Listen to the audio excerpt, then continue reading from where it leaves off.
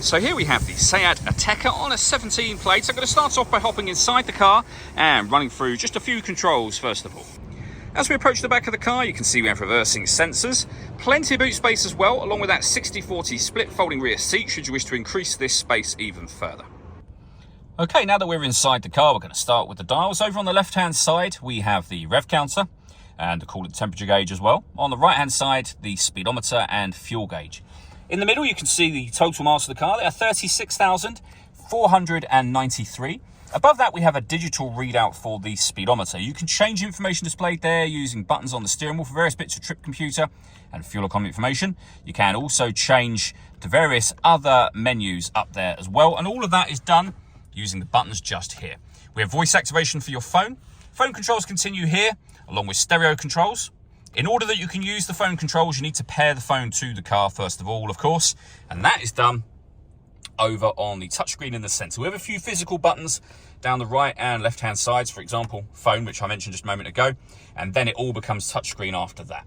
When it comes to music, we've got our radio.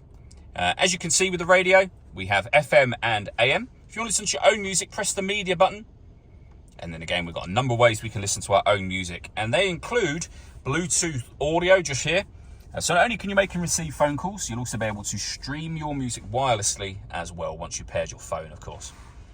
Below that, first of all, we have the stop and start. So this car is designed to cut out when it's stationary in traffic to save you fuel.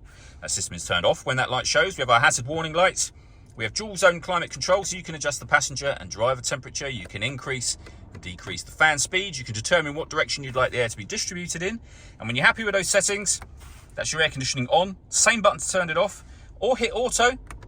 The car will now maintain the temperatures you've asked for by taking full control of the fan speed and the direction of the air. You can override that at any time you wish to. You'll see auto has now gone off. Beneath that, we have two USB inputs, auxiliary input, a 12-volt charging socket, a 6-speed manual gearbox, and then an electronic handbrake with auto hold function. All that leaves me to say is thank you for taking the time to watch this video. If you'd like to come and see this ULEZ compliant car for yourself and have a test drive, please feel free to call either of our MJA sites. We'd love to hear from you soon.